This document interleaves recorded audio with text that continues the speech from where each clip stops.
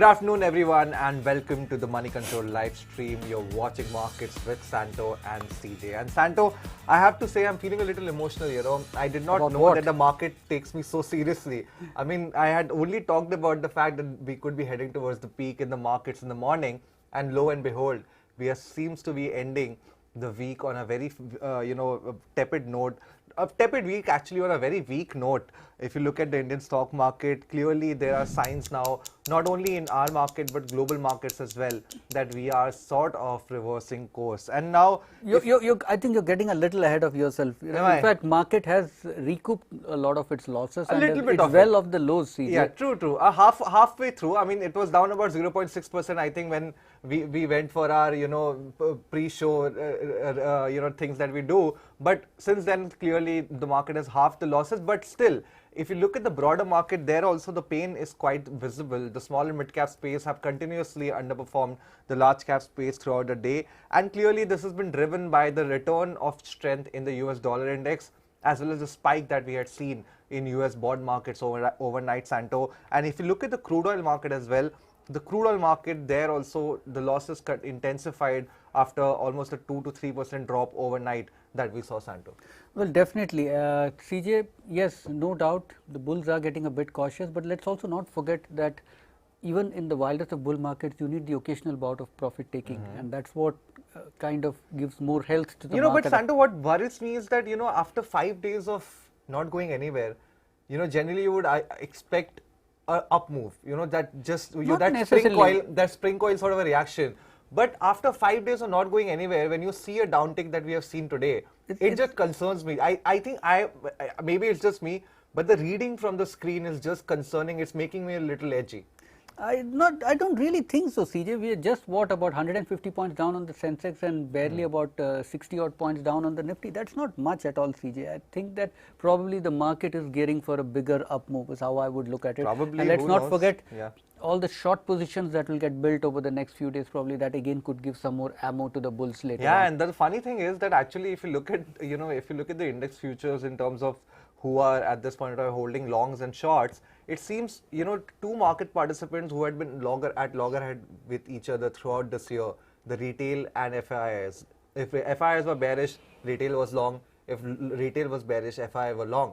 At this point of time, these two are working in, cohesion right now, because both of them are actually holding net long positions. Who is short in the market then, CJ? The only people who are short in the markets are prop desks, the brokers. I mean, apparently they should have more information than anybody else, given that they probably see through every data, every trade, that has been put out in the market. But very interestingly, DIIs, domestic institutional investors, and proprietary book runners are the only two participants who are actually short on this market. The other two major participants, retail as well as foreign investors, are the one who are actually holding net long position, which is a very interesting dynamic, given the fact that throughout this year we have seen retail and FIIs work against each other. And that said, let's take a quick look at the FNOQs. Now we're seeing build-up of short positions in futures of Polycab and Apollo Hospitals, also ONGC, and we are seeing long build-up in futures of PNB, Indraprastha Gas Limited and Mahanagar Gas Limited. Well, thank you for those cues, Santo. But let's move on to the 5 stocks that were buzzing in trade today, starting off with Santo's first pick. Titagarh, Wagons, and in general PSU rail stocks have been the flavor of the week. We've seen big moves in most of the stocks. Suddenly the market seems to have taken a shine for these stocks. Or maybe the market has run out of ideas and just going anywhere and everywhere where it is finding value, probably. Well, Titagarh Wagons, strong second quarter numbers there. Revenues were up about 76% year on year, and also the order book now stands at close to about 10,000 crore. It's been flattish quarter on quarter, but work has begun on the 7,600 odd crore Indian Railway wagon order, which Titagarh had successfully bid for. Right. So at this point in time, a big chunk of Titagarh's order book is in the wagon, in the freight rolling stock. Then about 11% odd is in the passenger rolling stock, and the remaining is in bridges and foundries. Now the company has said that wagon production run rate, they'll plan to increase it from about 600 wagons per month to about 700 wagons per month. Besides that, they'll shortly be executing the order for the Pune metros, either in the fourth quarter of this current fiscal or the early quarter of the first quarter of the next fiscal. Yeah. Besides that, they are also hopeful of bagging orders from the Bangalore metro. So, a lot of things happening for Titagarh Wagons at this point in time, CJ. Which I think, Santo, for me, Titagarh Wagons, clearly it seems to me not a strategic bet but a tactical bet. Clearly that big order inflow that it got from the government for about 24,000 wagons, if I'm not wrong, roughly around 24,000 wagons. I think that is a one-time big order which, as it executed, will clearly boost the company's revenues over the next 1 to 2 years. But beyond that, those sort of chunky orders are very rare to come by, and I would not expect that they would be able to sustain that sort of an order inflow level that they're probably seeing at this point of time. And so therefore, ride the wave as much as you can, but probably it's just a tactical bet at this point of time. Also, if you look at it from a technical point of view, clearly the stock has been in a very strong uptrend, a 62% rally now in the stock in the past 6 months alone. So clearly the gains have been very strong, they have been very linear, and generally when you see those sort of gains, there are always episodes where you see some bit of consolidation happening in the stock, and therefore I would not be surprised if we see a little bit of profit booking on this counter going ahead. Well, moving on, my first pick of the day today is from newish tech space again, and this is PB Fintech. The stock was probably one of the best performers in the broader market, and it surged after a very interesting update coming in from the the management of the company at a recent industry conference that was held by Morgan Stanley. Now, during that conference, it told analysts at Morgan Stanley that if you look at their overall P&L and the cash flow statement, their cash losses are almost already at zero, which is a very, very big improvement, and a fact that a majority of the market and investors had actually missed out on, Santo. Not everybody was aware of this fact. Even Morgan Stanley was surprised that that this sort of a metric actually existed, wherein they had forgotten to notice that their cash losses have actually turned to close to zero now, which is a very good indicator that probably the company is now on par to breaking even at operating level, which they have guided that they will break even at operating level in the fourth quarter of this financial year, which will be the March quarter. So clearly a very positive update coming in from PB Fintech. Overall, if you look at the earnings of second quarter as well, the overall demand environment for PB Fintech has generally remained quite strong. They are seeing traction both in Policy Bazaar as well as Paisa Bazaar, the two key portals that they have. Also, they are now entering into other markets as well. They recently gotten into invested in their UAE business as well, or the Middle East business as well. So clearly, I think overall the picture is starting to look much better than where it was maybe 6 months ago. Definitely, CJ, but also at this point in time, the sentiment for new age companies is not exactly very upbeat, is how I would like to put it. You're seeing again a lot of volatility there. Yes, one thing to be said in favor of some of these companies, if you look at Paytm or PB Fintech for that matter, is that they've been, and Zomato as well, they've been steadily narrowing their losses. But even after you have narrowed the losses, CJ, this is the argument we have been having frequently, is that they still need to show meaningful numbers, meaningful earnings. Now, will they be able to show it? Also, in the case of PB Fintech, now there is also a serious effort by insurance companies to kind of cut down on their distribution costs, and that is clearly where I think is one of the risks for companies like PB Fintech.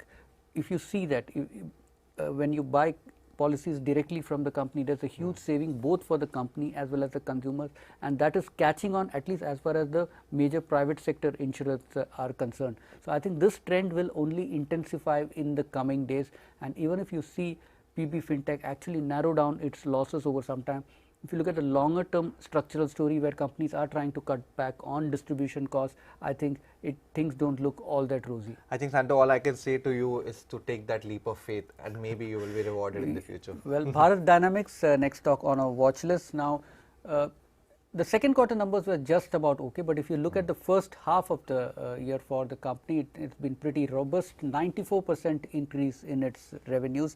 Now, the execution has been quite strong in the surface to air and anti-tank guided missiles portfolio, and they are likely to be the key triggers, key catalysts for the company going forward also. Order book is at close to about 12,000 crores, so pretty good visibility there as well. Elara has upgraded its rating on the stock from accumulate to buy. as it sees a lot of potential in the stock and has also increased its earnings estimate and price target. Well, Santo, for all that optimism, if you look at the recent performance of the stock, that is not looking quite good.